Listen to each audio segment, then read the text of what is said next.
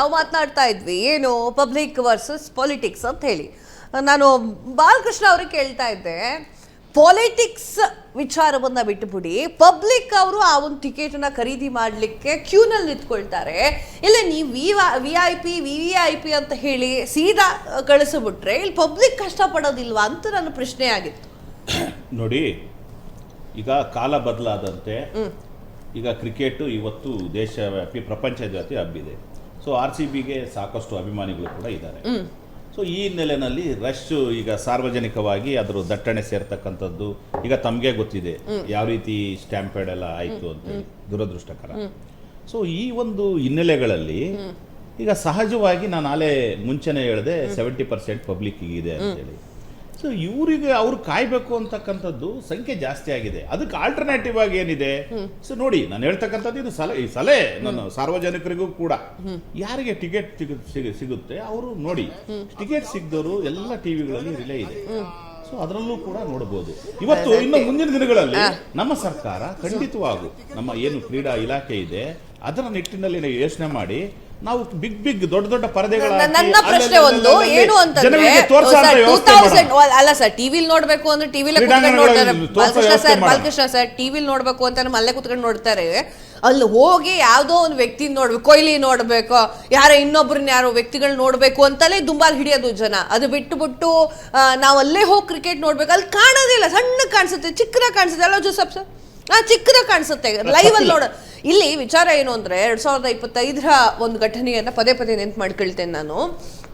ಆ ಒಂದು ಘಟನೆಯಲ್ಲಿ ಏನಾಗುತ್ತೆ, 11 ಜನ ಸಾವನ್ನಪ್ತಾರೆ. ಆ ಒಂದು ವಿಜಯೋತ್ಸವವನ್ನ ಮಾಡಿ ಇವತ್ತಿಗೆ ಮಾಡಿ ಅಂತ ಯಾವ ಒಂದು ಜನಸಾಮಾನ್ಯರು ಕೂಡ ದುಂಬಾಲ್ ಹಿಡ್ಕೊಂಡು ಕುತ್ಕೊಂಡಿರ್ಲಿಲ್ಲ ಅವತ್ತಿನ ದಿನಕ್ಕೆ. ಆಯ್ತಾ, ವಿಜಯೋತ್ಸವ ಮಾಡಬೇಕಾಗಿತ್ತು, ಒಂಚೂರು ಒಂದು ವಾರ ಟೈಮ್ ತಗೊಂಡು ಅದು ಇನ್ಯಾವ ಟೈಮ್ ತಗೊಂಡು ಮಾಡಬಹುದಿತ್ತು. ಸರ್ಕಾರ ಮಾಡಿರುವಂತಹ ಅರ್ಜೆನ್ಸಿಯಿಂದ, ಜನಸಾಮಾನ್ಯರ ನಿರ್ಲಕ್ಷ್ಯದಿಂದ, ಒಂದ್ ನಿಮಿಷ ಸರ್, ಅರ್ಜೆನ್ಸಿಯಿಂದ ಅಥವಾ ಈ ಆಟಗಾರರು ಬೇಗ ಹೋಗಿ ವಿದೇಶಕ್ಕೆ ಸೇರ್ಕೊಳ್ತಾರೋ ಅನ್ನುವಂತಹ ಒಂದು ಉದ್ದೇಶದಿಂದನೋ ಮತ್ತೊಂದೇನೋ ಒಂದು ಕಾರಣಕ್ಕಾಗಿ 11 ಜನರ ಬಲಿ ಆಯ್ತು. ಈಗ 2026ಕ್ಕೆ ಅಲ್ಲಿ ಸ್ಟಿಲ್ ಅಲ್ಲಿ ಕೇಸ್ಗಳು ನಡೀತಾ ಇದೆ.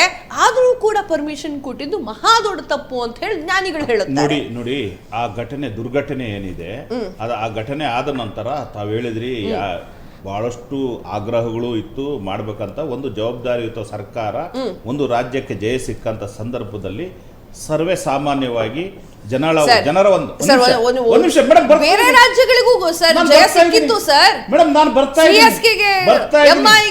ನಾನು ಅಲ್ಲಿಗೆ ಬರ್ತಾ ಇದ್ದೀನಿ. ಸೊ ಆ ಒಂದು ಸಂದರ್ಭದಲ್ಲಿ ಆ ದುರ್ಘಟನೆ ನಡೀತು. ಸೊ ಆ ದುರ್ಘಟನೆಗೆ ಸಂಬಂಧಪಟ್ಟಂತೆ ರಾಜ್ಯ ಸರ್ಕಾರ ಒಂದು ಆಯೋಗವನ್ನು ಕೂಡ ನಾವು ನೇಮಕ ಮಾಡಿದ್ದೀವಿ. ಜಸ್ಟಿಸ್ ಮೈಕಲ್ ಕುನ್ನಾ ಅವರ ಆಯೋಗ. ಆ ಆಯೋಗದಲ್ಲಿ ಸಂಪೂರ್ಣವಾಗಿ ಯಾವ್ಯಾವ ರೀತಿ ಆಯ್ತು, ಏನೆಲ್ಲ ಕ್ರಮಗಳು ತಗೋಬೇಕು, ಸೊ ಮುಂದೆ ಬರ್ತಕ್ಕಂಥ ದಿನಗಳಲ್ಲಿ ಯಾವ ರೀತಿ ನಾವು ಸೇಫ್ಟಿಯಾಗಿ ಮೆಜರ್ಮೆಂಟ್ ಇವೆಲ್ಲ ಮಾಡಬೇಕು, ಯಾರ್ಯಾರಿಗೆ ಯಾವ ರೀತಿಯಾಗಿ ಜವಾಬ್ದಾರಿ ತಗೋಬೇಕು ಅಂತ ಸಂಪೂರ್ಣವಾಗಿ ಆ ಒಂದು ಆಯೋಗದಲ್ಲಿ ವಿವರಿಸಿದರೆ, ಆ ಆಯೋಗವನ್ನ ನಮ್ಮ ಸರ್ಕಾರ ಪರಿಶೀಲಿಸಿ ಖಂಡಿತವಾಗೂ ನಾವು ಈ ಎಲ್ಲ ಅವರ ಏನು ಶಿಫಾರಸುಗಳಿದೆ, ಸೊ ಈಗ ನಡೀತಕ್ಕಂಥ ಪಂದ್ಯಗಳಲ್ಲೂ ಕೂಡ ನಾವು ಅಳವಡಿಸಿದೆ, ಸೇಫ್ಟಿ ಮೆಜರ್ಮೆಂಟ್ ಅಳವಡಿಸಿದೆ. 18 ವರ್ಷದವರೆಗೂ ಕೂಡ ನಾವು ಕಪ್ಪು ಗೆದ್ದಿರಲಿಲ್ಲ. 18ನೇ ವರ್ಷ ಗೆದ್ದಿರೋದು. ಅಲ್ಲೂ ಕೂಡ ಅಲ್ಲಿವರೆಗೂ ಚಿನ್ನಸ್ವಾಮಿ ಆಟ ನಡೀತಿತ್ತು. ಒಂದೇ ಒಂದು ದುರ್ಘಟನೆ ನಡೆದಿಲ್ಲ ಸರ್. ಅವಾಗ 17 ವರ್ಷಗಳನ್ನು ನೋಡ್ಬೇಕಾದ್ರೆ ಒಂದೇ ಒಂದು ದುರ್ಘಟನೆ ನಡೆಯಲಿಲ್ಲ. 18ನೇ ವರ್ಷಕ್ಕೆ ಏನಾಯ್ತು ಅಂದ್ರೆ ಕಪ್ಪು ಗೆದ್ದು. ಸೊ ಆ ಒಂದು ಕಾರಣಕ್ಕಾಗಿ ವಿಜಯೋತ್ಸವ ಅರ್ಜೆಂಟ್ ಅಲ್ಲಿ ನಡೆಸಿಬಿಟ್ರು. ಆ ಒಂದು ಕಾರಣಕ್ಕಾಗಿ 11 ಜನರ ಪ್ರಾಣ ಹೋಯ್ತು. ಕೆಲಸ ಆಗಿದೆ. ಇನ್ನು ಅದಾದ್ಮೇಲೆ ಅಗತ್ಯ ಇತ್ತ ಚಿನ್ನಸ್ವಾಮಿಯಲ್ಲಿ ಆಟ ಆಡ್ಸೋದು ಅಂತ. ಇದ್ರ ಬಗ್ಗೆ ಜೋಸೆಫ್ ಸರ್ ನೀವೇನು ಹೇಳ್ತೀರಾ? ಅಲ್ಲ, ನನಗೆ ಕೇಳಿದ್ರೆ ಕ್ರಿಮಿನಲ್ ಕೇಸ್ ಯಾರ ಮೇಲೆ ಇದ್ದಾಗೋ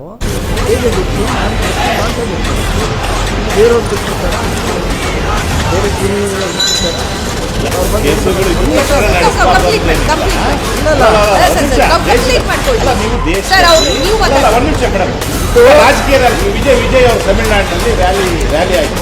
ಅಲ್ಲಿ ಸಾಕಷ್ಟು ಜನಗಳು ಹಾಗಾದ್ರೆ ವಿಚಾರ ಅಲ್ಲ ಮೇಡಮ್, ಸಂಬಂಧಪಡುತ್ತೆ ಅತ್ರಾಸ್ನಲ್ಲಿ ಆಯ್ತು ಅಂತ ಹೇಳಿ ಅಲ್ಲಿ ಯಾವುದೇ ಧಾರ್ಮಿಕ ಆಚರಣೆಗಳು ಮಾಡೋದು ನಿಲ್ಲಿಸ್ತಾರೆ. ಎಕ್ಸ್ಪ್ಲೇನ್ ಮಾಡ್ಬಿಡ್ಲಿ, ಆಮೇಲೆ ಮಾತಾಡೋಣ. ಎಸ್ ಸರ್, ನಾವ್ ಹೇಳ್ತಾ ಇರೋದು ಇದು ರಾಜ್ಯದ ಕ್ರಿಕೆಟ್ ಅಲ್ಲ, ಇದು ದೇಶದ ಕ್ರಿಕೆಟ್ ಅಲ್ಲ, ಇದು ಯಾವುದು ಕ್ಲಬ್ ಕ್ರಿಕೆಟ್. ಅದು ಗಂಡೆ ಮಾಡ್ಕೊಂಡು ಬಿಸ್ನೆಸ್ ಮಾಡ್ಕೊಂಡಿದ್ದಾರೆ. ಅವರು ಈಗ ಅವ್ರ ತಪ್ಪಿಂದ ಜನ ಸತ್ತಿದ್ದಾರೆ. ಸರ್ಕಾರನೇ ಅವ್ರ ಮೇಲೆ ಕೇಸ್ ಆಗಿದೆಯಾ? ಇವ್ರು ಹೇಳ್ದಂಗೆ ಜಸ್ಟಿಸ್ ಇಕುನ್ ಅದು ರಿಪೋರ್ಟ್ ಬಂತು, ಎಲ್ಲ ಬಂತು, ಅದು ಮಾಡ್ಬೇಕಂತ ಮಾಡಿದ್ದಾರೆ, ಶುರು ಮಾಡಿದ್ರೆ ಟೈಮ್ ಆಗುತ್ತೆ. ನಮ್ಮ ಮಾರಲ್ ಕ್ವಶನ್ ಇಷ್ಟೇ. ಈಗ ಇವ್ರ ಮೇಲೆ ಕ್ರಿಮಿನಲ್ ಕೇಸ್ ಇದ್ದಾಗ ಇವ್ರಿಗೆ ಹೆಂಗೆ ಕೊಡ್ತಾರೆ? ಕಾನೂನಲ್ಲಿ ಬಹಳ ಸ್ಪಷ್ಟವಾಗಿದೆ.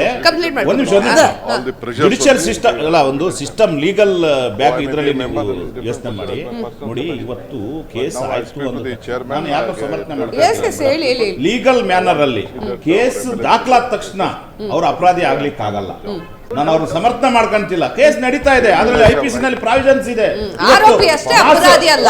ಆರೋಪಿಗಳು ಇರ್ತಾರೆ, ಅದು ಬೇರೆ, ಆ ಆಂಗಲ್ ಬೇರೆ. ಇಲ್ಲಿ ನಡೀತಕ್ಕಂಥದ್ದು ಏನು ಬೇಕೋ ಅದಕ್ಕೆಲ್ಲ ನಾವು ಸೆಕ್ಯೂರಿಟಿ ಕೊಡ್ತಕ್ಕಂಥದ್ದು, ಮುಂಜಾಗ್ರತೆ ಕ್ರಮ ತಗೊಳ್ತಕ್ಕಂಥದ್ದು, ಟಿಕೆಟ್ ಹಂಚಿಕೆ ಬಗ್ಗೆ ಅದೆಲ್ಲ ನಾವು ಕರ್ನಾಟಕ ಸರ್ಕಾರ ಬಹಳ ಸೂಕ್ಷ್ಮವಾಗಿ ಎಚ್ಚರಿಕೆ ಇದೆ. ಈಗ 2026ಕ್ಕೆ 25ಕ್ಕೆ ಆಗದೆ ಹೋಗಿದ್ದು 26ಕ್ಕೆ ಆಗ್ತಾ ಇದೆ. ಆಗಲ್ಲ. ಆಗ್ಲೂ ಕೂಡ ನಾವು ಎಚ್ಚರಿಕೆಯಿಂದ ನಡ್ಕೊಂಡಿದ್ದೀವಿ. ಓವರ್ ಕ್ರೌಡ್ ಆಯ್ತು ಅವಾಗ. ಯಾಕಂತ 18 ವರ್ಷದ ಮೇಲೆ ಕಪ್ಪು ಎತ್ತಿದ್ದಾರೆ ಅಂತಂದ್ರೆ ಓವರ್ ಕ್ರೌಡ್ ಅನ್ನೋದಲ್ಲ. ಪಕ್ಕದ ಜಿಲ್ಲೆಗಳಿಂದಲೂ ಕೂಡ ಬರ್ತಾರೆ, ಪಕ್ಕದ ರಾಜ್ಯಗಳಿಂದಲೂ ಬರ್ತಾರೆ ಅನ್ನೋದು ಇಟ್ಕೊಳ್ಬೇಕು ಸರ್ ತಲೆಯಲ್ಲಿ. ಓವರ್ ಕ್ರೌಡ್ ಅಂತ ಹೇಳಿಕ್ಕೆ ಹೋಗ್ಬೇಡಿ, ಅದು ನಿರ್ಲಕ್ಷ್ಯ ಅಂತ ನಾನು ಒಪ್ಕೊಳ್ತೇನೆ. ಓವರ್ ಕ್ರೌಡ್ ಉತ್ತರ ಪ್ರದೇಶದ ಅತ್ರಾಸ್ ಘಟನೆ ನಾನು ಬಿಜೆಪಿ ಅಲ್ಲ, ಕಾಂಗ್ರೆಸ್ ಅಲ್ಲ ಸರ್, ಅದು ಕೂಡ ಸರ್ ಅವ್ರ ನಿರ್ಲಕ್ಷ್ಯವೇ ಸರ್. ಅದೇ ಹೇಳ್ತಾರೆ ನಿರ್ಲಕ್ಷ್ಯ. ಓವರ್ ಕ್ರೌಡ್ 50 ಜನ ಸತ್ರು, ಹಾಗಾದ್ರೆ ಧಾರ್ಮಿಕ ಆಚರಣೆಗಳು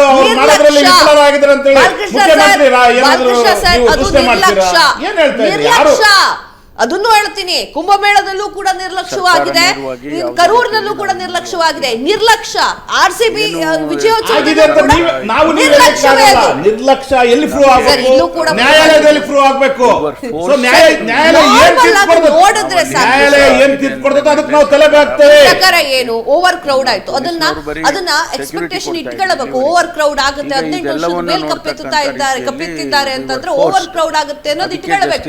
ಮಹಾಕುಂಭಮೇಳ ಅದು ಎಷ್ಟೋ ವರ್ಷಕ್ಕೊಂದ್ಸಲ ಆಗತ್ತೆ, ಆ ಒಂದು ಕಾರಣಕ್ಕೆ ಇಡೀ ದೇಶದಿಂದ ಜನ ಬರ್ತಾರೆ, ಅದನ್ನ ಇಟ್ಕೊಳ್ಬೇಕು. ಕರೂರಿನ ಕಾಲ್ ತುಳಿತ ಹೇಳೋದಾದ್ರೆ 3 ಗಂಟೆಗೆ ಬರ್ಬೇಕಾಗಿರುವಂತಹ ವಿಜಯ್ 11 ಗಂಟೆಗೂ 12 ಗಂಟೆಗೆ ಬಂದಿದ್ದಾರೆ ಅಂತಂದ್ರೆ ವಿಜಯ್ ನೋಡ್ಲಿಕ್ಕೆ ಸಾಕಷ್ಟು ಜನ ಬರ್ತಾರೆ ಅನ್ನೋದನ್ನ ತಿಂಕ್ ಇಟ್ಕೊಳ್ಬೇಕು. ಅಷ್ಟು ಕೂಡ ನಿರ್ಲಕ್ಷ್ಯವೇ ಇದು.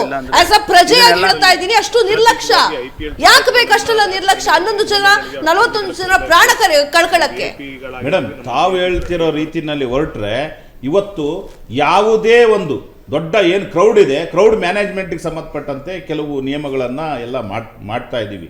ಸೊ ಅದಕ್ಕೆ ಸಂಬಂಧಪಟ್ಟಂತೆ ಏನೇನು ಬೇಕು, ಕ್ರೌಡ್ ಮ್ಯಾನೇಜ್ಮೆಂಟ್ ಯಾವ ರೀತಿ ಮಾಡಬೇಕು, ಅದಕ್ಕೆ ಇವನ್ IPC-ನಲ್ಲೂ ಕೂಡ ಪ್ರಾವಿಷನ್ಸ್ ಇದಾವೆ. ಇವತ್ತು ಸೆಕ್ಷನ್ 304A ಬರೀ ಅದೇನು ತಿಳ್ಕೊಂಡಿದ್ದಾರೆ, ಎಲ್ಲ ಬರೀ ಇದು ಏನೋ ಅಪಘಾತವಾದಾಗ ಹಾಕೋದಂತಲ್ಲ. ಈ ರೀತಿ ನೆಗ್ಲಿಜೆನ್ಸಿಗಳಾದಾಗ ಅದಕ್ಕೆ ಯಾರು ಸಂಸ್ಥೆ ಅಥವಾ ಅಲ್ಲಿ ಕ್ರೌಡ್ ಮ್ಯಾನೇಜ್ಮೆಂಟ್ ಆರ್ಗನೈಸರ್ಸ್ ಇದೆಲ್ಲ ಅವ್ರ ಮೇಲೆ ಕ್ರಮಗಳು ಆಗ್ತದೆ. ಯಾರು ಸುಮ್ಮನೆ ಕೂಡ್ಲಿಕ್ಕೆ ಬರಲ್ಲ. ಇವತ್ತು ಲ್ಯಾಂಡ್ ಆಫ್ ಲಾ ಇದೆ, ಇವತ್ತು ಕಾನೂನಿದೆ. ನಾನು ಹೇಳ್ತಕ್ಕಂಥದ್ದು ಏನಂತ ಹೇಳಿದ್ರೆ, ನಾವು ಯಾರು ಊಹೆ ಮಾಡ್ಕೋಬಾರ್ದು, ಕಾನೂನಿನ ದೃಷ್ಟಿನಲ್ಲಿ ಯೋಚನೆ ಮಾಡಿ. ಈಗ ಎಲ್ಲರೂ ಪಾಲಿಟಿಕ್ಸ್ ಇದನ್ನು ಹೇಳ್ತಿದ್ದಾರೆ. ಇದೇನು ಹೊಸದಲ್ಲ, ವರ್ಷಗಳು ನಡ್ಕೊಂಡು ಬರ್ತಿದ್ದೆ. ಕೆಲವು ಟೈಮ್ ಎಕ್ಸ್ಟ್ರಾ ಪಾಸ್ಗಳು ಕೊಡ್ತಾರೆ, ಕೆಲವು ಟೈಮ್ ಗಲಾಟೆಗಳು ಆಗಿದೆ, ನಮ್ಗೆ ಗೊತ್ತು ಏನೇನಾಗಿದೆ ವಿಷಯಗಳು ಅಂದ್ಬಿಟ್ಟು. ಕೆಲವು ಟೈಮ್ ಪೊಲೀಸವ್ರಿಗೆ ಟಿಕೆಟ್ ಕೊಡ್ತಾರೆ, ಅವ್ರು ಬೇಜಾರು ಮಾಡ್ಕೊತಾರೆ. ಈ ಥರ ಎಲ್ಲ ನಡೆದಿದೆ, ಅದು ಬಿಡಿ, ಬೇರೆ ಪ್ರಶ್ನೆ. ಇವ್ರು ಕೇಳಿದ್ದಾರೆ, ಇವ್ರು ಇಂಥ ಟೈಮಲ್ಲಿ ಕೇಳಿರೋದು ಭಾಳ ದೊಡ್ಡ ತಪ್ಪು ಅಂತ ನಾನು ಹೇಳ್ತೀನಿ. ಯಾಕಂದ್ರೆ ಅವರು ಅರ್ಥ ಮಾಡ್ಕೋಬೇಕು.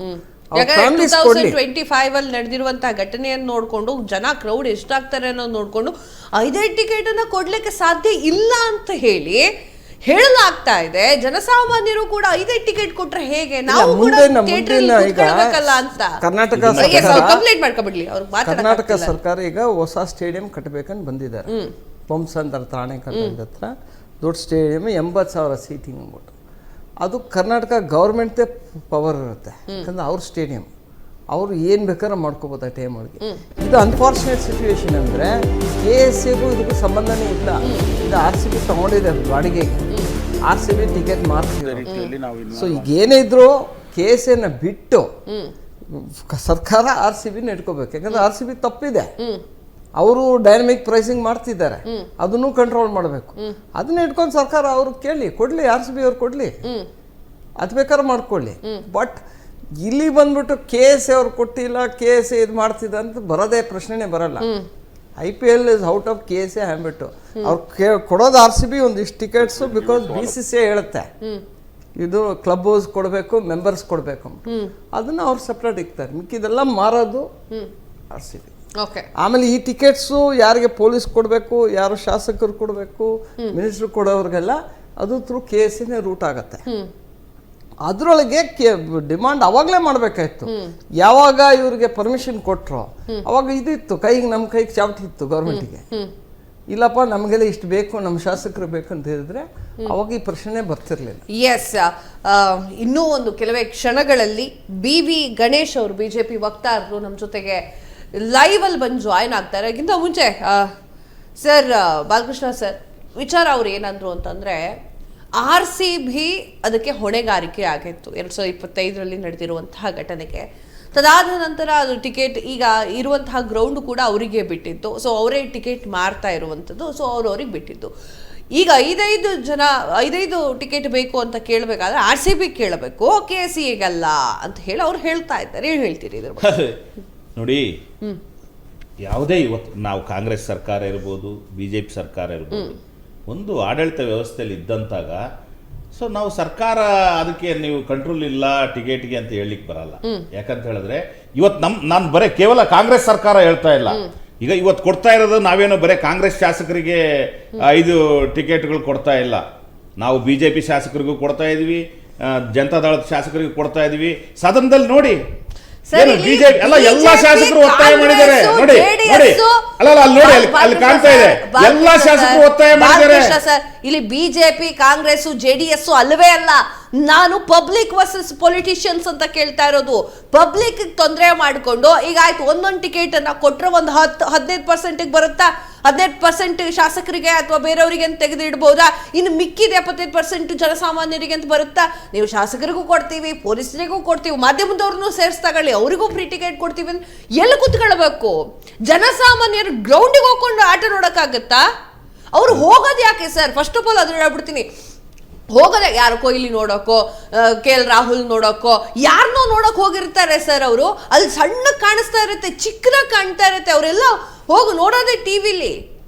ಹಂಗಿರಬೇಕಾದ್ರೆ ನೀವು ಜನಸಾಮಾನ್ಯರಿಗೆ ತೊಂದರೆ ಮಾಡಿ ಜನಪ್ರತಿನಿಧಿಗಳು ಟಿಕೆಟ್ ತಗೊಳ್ಳೋದ್ರಲ್ಲಿ ಏನಿದೆ? ಇಲ್ಲ, ಖಂಡಿತವಾಗೂ ನಾವು ಜನಸಾಮಾನ್ಯರಿಗೆ ತೊಂದರೆ ಮಾಡಲ್ಲ.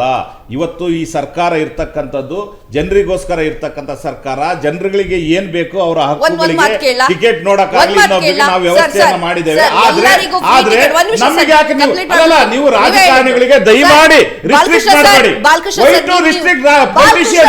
ಒಂದೇ ಮಾತು ನೀವ್ ಹೇಳಿದ್ರಿ ಒಂದ್ ನಿಮಿಷ ನೀವೇನು ಹೇಳಿದ್ರಿ? ನಾವು ಜನಸಾಮಾನ್ಯರಿಗೆ ತೊಂದರೆ ಮಾಡುವುದಿಲ್ಲ, ನಾವು ಜನಪ್ರತಿನಿಧಿಗಳು ಅಂತ ಹೇಳಿದ್ರಿ. ಈಗ ನಿಮ್ಗೆ 5 ಟಿಕೆಟ್ ಕೊಟ್ರೆ 20% ಟಿಕೆಟ್ ಸೇಲ್ ಆದಂಗ ಆಯ್ತು. ಎಸ್ ರೈಟ್, 20% ಆಯ್ತು. 20% ಅಂತ ತಿಳ್ಕೊಳ್ಳೋಣ. 70% ಜನಸಾಮಾನ್ಯರು ನೋಡ್ಬೇಕು, ಆಯ್ತಾ? ಅವರು ದುಡ್ಡು ಕೊಟ್ಟೆ ನೋಡ್ತಾರೆ. 1 ನಿಮಿಷ, 15ರಿಂದ 25 ಸಾವಿರ. 1 ನಿಮಿಷ ಸರ್, ಒಂದೇ ನಿಮಿಷ ಸರ್, ಒಂದೇ ನಿಮಿಷ. ಈಗೇನಾದ್ರೂ 20% ಜನ ಏನ್ ಶಾಸಕರು ಅವರು 5 ಟಿಕೆಟ್ ಕೊಡ್ಬೇಕು ತಗೊಳ್ಬೇಕು ಏನೋ ಮಾಡ್ಕೊಂಡಿದ್ದಾರಲ್ಲ. 1 ನಿಮಿಷ ಸರ್, ನನ್ನ ಪ್ರಶ್ನೆ ಕೇಳೋಣ ಸರ್. ಸರ್ ಒಂದೇ ನಿಮಿಷ, ನನ್ನ ಪ್ರಶ್ನೆ ಕಂಪ್ಲೀಟ್ ಮಾಡಕ್ ಬಿಟ್ಬಿಡಿ ಸರ್. ನಾನೇನೋ ಕೇಳಬೇಕಿದೆ. ಸೊ 20% ಅಂತಾನೆ ಇಟ್ಕೊಳ್ಳೋಣ, ಬೇಡ 10% ಅಂತ ಇಟ್ಕೊಳ್ಳೋಣ ನಿಮ್ ಖುಷಿಗೆ. 10% ಜನ 10% ನೀವು ಫ್ರೀಯಾಗಿ ಕೊಟ್ರೆ ಜನಸಾಮಾನ್ಯರು 90% ಇರ್ತಾರಲ್ವಾ? ಸೊ ಆರಾಮಾಗಿ 90% ಜನ ನೋಡ್ತಾರೆ ಕೂತ್ಕೊಂಡು. ಎಸ್, ನೀವೇನಾದ್ರೂ ಅವ್ರವ್ರಿಗೆ ಒಂದೊಂದು ಟಿಕೆಟ್ ಕೊಟ್ರೆ ಇಲ್ಲಿ 10% ಇರೋದು ಫ್ರೀ ಟಿಕೆಟ್ ಏನಾಗುತ್ತೆ 5%ಗೋ 2%ಗೋ ಬರುತ್ತೆ. ಜನಸಾಮಾನ್ಯರು 98% ಕೂತ್ಕೊಂಡು ನೋಡ್ಬೋದಾ? ಓಕೆನಾ? ಸೊ ಇದ್ರ ಬಗ್ಗೆ ಎಸ್, ಒಂದ್ ನಿಮಿಷ BV ಗಣೇಶ್ ಅವ್ರನ್ನ, ಒಂದ್ ನಿಮಿಷ ಸರ್, BV ಗಣೇಶ್ ಅವರು ಇವಾಗ ಸರ್ ಲೈವ್ ಅಲ್ಲಿ ಇದ್ದಾರೆ, ಕೂರ್ಸ್ಕೊಂಡ್ಬಿಡೋಣ. ಬಾಲಕೃಷ್ಣ ಸರ್ ಅಲ್ಲ ಒಂದೇ ನಿಮಿಷ ಬಾಲಕೃಷ್ಣ ಸರ್ ಒಂದೇ ನಿಮಿಷ ಬಾಲಕೃಷ್ಣ ಸರ್ ಒಂದೇ ನಿಮಿಷ ನಾನು ಅವ್ರ ಪರವಾಗಿ ಮಾತಾಡ್ತೀನಿ. ಎರಡು ಕರ್ಕಂಡ್ಬರ್ತೀನಿ. ಬಿ ವಿ ಗಣೇಶ್ ಅವರು ಎಸ್ ಇದ್ರ ಬಗ್ಗೆ ಮಾತನಾಡ್ಲಿಕ್ಕೆ ಬಿ ವಿ ಗಣೇಶ್ ಅವರು ಬಿಜೆಪಿ ವಕ್ತಾರರು ಲೈವ್ ನಲ್ಲಿದ್ದಾರೆ. ಎಸ್ ಸರ್ ನಮಸ್ತೆ, ಕಾರ್ಯಕ್ರಮಕ್ಕೆ ವೆಲ್ಕಮ್. ನನ್ನ ಧ್ವನಿ ಕೇಳಿಸ್ತಾ ಇದೆಯಾ ಬಿ ವಿ ಗಣೇಶ್ ಅವರೇ? ನನ್ನ ಧ್ವನಿ ಕೇಳಿಸ್ತಾ ಇದೆಯಾ?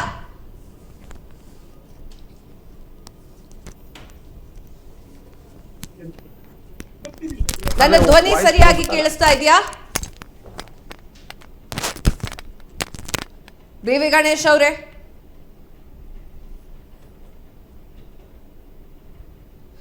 ಎಸ್ ಇದ್ರ ಬಗ್ಗೆ ಮಾತನಾಡ್ತೇನೆ.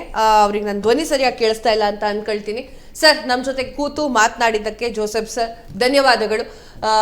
ಒಂದಿಷ್ಟು ವಿಚಾರಗಳ ಬಗ್ಗೆ ನಮಗೂ ಕೂಡ ತಿಳಿಸ್ಕೊಟ್ರೆ ಇನ್ನು ಮತ್ತು ಕಾರ್ಯಕ್ರಮ ಮುಂದುವರಿಯುತ್ತೆ. ಈಗ ಗಣೇಶ್ ಅವರು ಕೂಡ ಆನ್ಲೈನ್ ಬರ್ತಾ ಇದ್ದಾರೆ, ಇನ್ನೇನು ಕೆಲವೇ ಕ್ಷಣಗಳಲ್ಲಿ ಬಂದು ನಮ್ಮ ಜೊತೆಗೆ ಜಾಯ್ನ್ ಆಗ್ತಾರೆ. ಅದಕ್ಕೂ ಮುಂಚೆ ಒಂದು ಸಣ್ಣ ಬ್ರೇಕ್ ತೆಗೆದುಕೊಳ್ಳೋಣ.